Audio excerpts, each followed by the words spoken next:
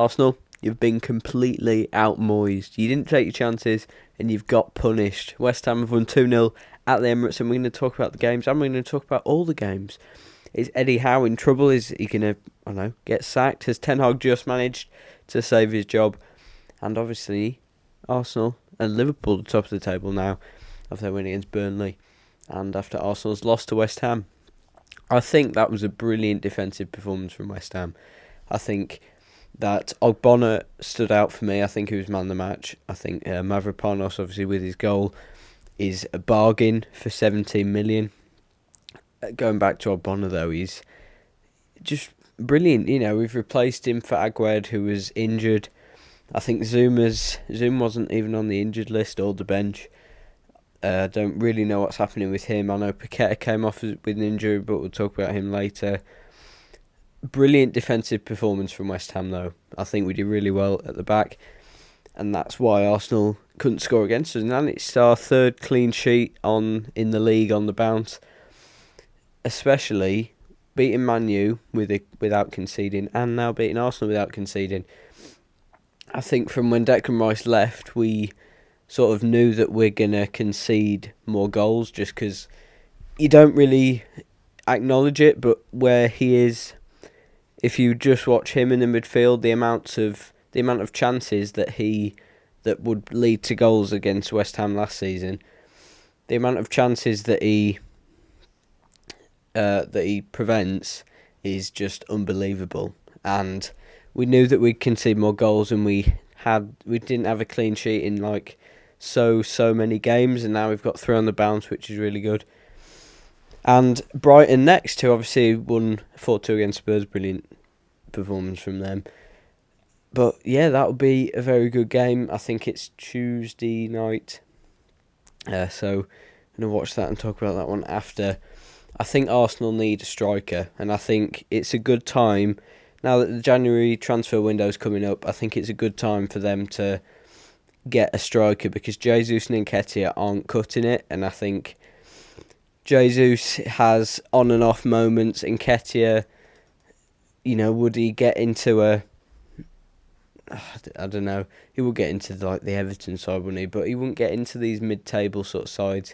I know there was chat about Ivan Toney going, which could happen, but yeah, they do need a new striker, and I think January's the chance to pounce on that. And Jesus isn't good enough. Jesus doesn't score enough. It's usually just their wingers, and Declan Rice is having to come up and score a few. But no, they do need a striker, and I think January's the good chance to do that. Arsenal need to be winning these games in the title race. If they're going to go on and win the title, they can't be dropping points like this. And I know it was a good performance from West Ham. Did well defensively. 30 shots that game, and they couldn't convert any of them, really. And if you're going to go on and win the league, you're going to have to. Right, let's have a look at the VAR screenshot, because we've got that up. And we're going to...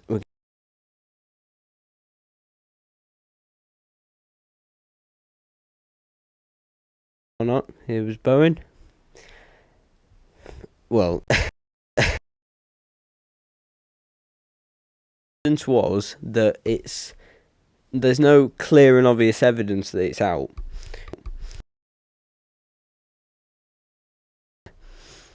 The ball would, if you use common sense, the ball would be right behind his right knee, and obviously out because you can see where the post is. But there's no clear evidence that that's it. You can say all you want, the ball be there, but it could be a bit further up, and you could just not see it through his shorts, and it could be a pixel from here in. But yeah, a tough one. But we scored 2 anyway, really. So it wouldn't have changed the game too much, because if we kept playing how we were defensively, then we maybe could have seen the game out with that. Ultimately, Arsenal needed to take their chances, and West Ham did. And if you don't take your 30 shots, then you're going to be punished for that, really. Arsenal cannot bottle the league in New Year's. There's too long left to do it. I know they were losing games like that Brentford one last season when it came to near the end of the season. They need to. They can't be dropping points now. These are the types of games, especially at home. It's the first loss at home now. They've only dropped 4 points at home, Arsenal. These are the games they need to be winning if they're going to go on and win the league. So, yeah, Paqueta getting injured for West Ham was a blow. We don't know what's happened yet with him. There's been no updates about what's happening. It was the back of his knee that he was holding when he came off. He had an injury before the game in the training bit before the game. We can't lose him. Like, Ben Rama is not good enough. He wasn't good enough that game. And he missed the penalty as well, He just isn't good enough. He kept giving the ball away. When we gained back possession, we just needed to keep the ball. And Ben Rama would get it, and he'd either play a ball through, it would go straight to Raya, or he'd just make a fumbled pass. He seemed like he panicked all the time on the ball, which is not what you want. Paqueta's a strong player as well. He was battling with Declan Rice quite a lot to get the ball, and he won it quite a lot doing that. And it should have been 3-0 with the penalty. If Ben Rama needs to score that, and yeah, good save from Raya. I don't know what's going to happen with him and Ramsdale. Ramsdale's just sort of being sat there now. But yeah, get your thoughts in the comments on this, because big loss for Arsenal. Liverpool top of the league. And I don't... nothing like Arteta out. I think I've only heard one of those, but you're getting carried away with that. Now the Manchester United game. Manchester United came back from 2-0 down to win 3-2 against Aston Villa. And frankly, Manchester United, the first half, that was their worst performance of the season. Manchester United, the second half, that was their best performance of the season. Two completely different Man Uniteds, and they've gone and won the game, especially with Højlund getting his first Premier League goal. I think that may give him like a push to go and score more. He doesn't get many, he didn't get many chances from the wingers. Anthony had ever passes to him. And then there's like Rashford. He doesn't get many chances, so when he gets them, he needs to take them. He's got his first goal. I think Garnacho was brilliant. He got 2 goals. And I think Garnacho, you could say at the moment, he's carrying Manchester United with what he's doing. He's somewhat saving Ten Hag from being sacked.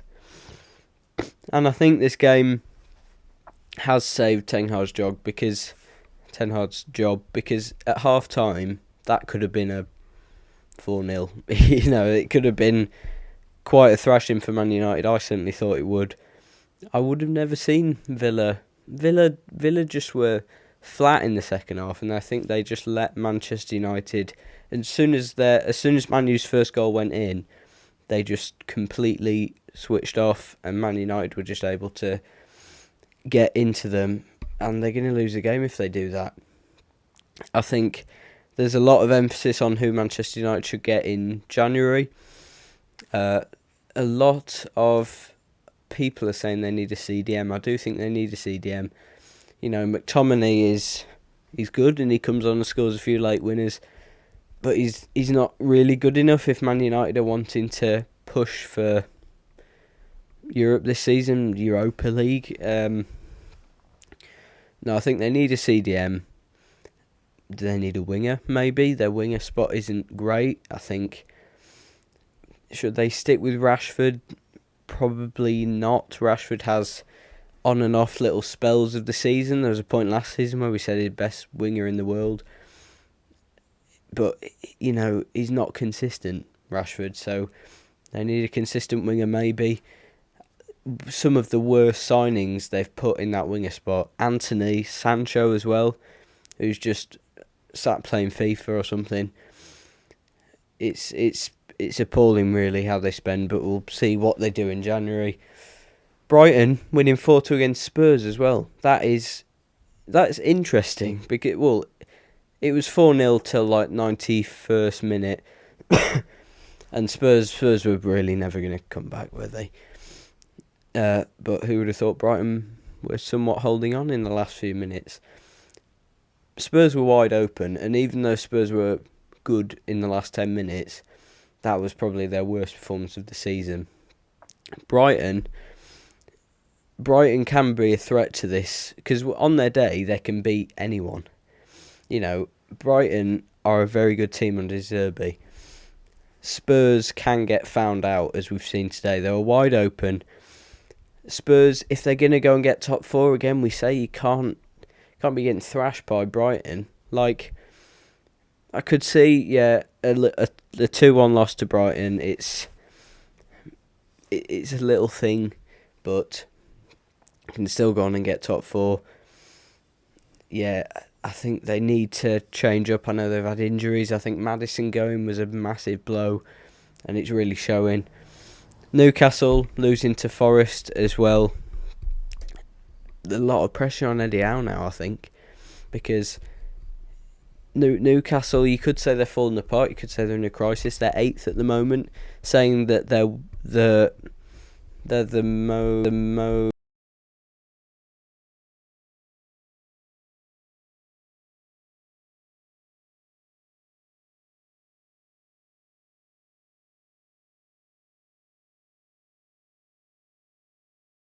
January. We'll have to see whether they're going to do what they did last season and trust Eddie Howe. I think the fans will have a lot of trust in Eddie Howe, just because of where they got them. He's not won anything yet, and I think the Saudi owners will be wanting Newcastle in the next at least like year or 2 years to go and win something with the money they've put into it. You know, Eddie Howe got them to a Carabao Cup final, got them into Europe, had a brilliant Premier League season, took them from being relegation scrappers to up there fighting for top four. But this season they're off it, and Chris Wood with a blinder today as well. Not today, a blinder against Newcastle. But I think Newcastle, they don't need to sack Eddie out at the moment. They should definitely keep him. They need to fix a few things, probably over January. Kieran Trippier has not had a brilliant last few games. But anyway, cheers for watching, everyone. Get your thoughts in the comments on what you thought of this week's games, and we'll see you for the next round of fixtures. Cheers for watching. Goodbye.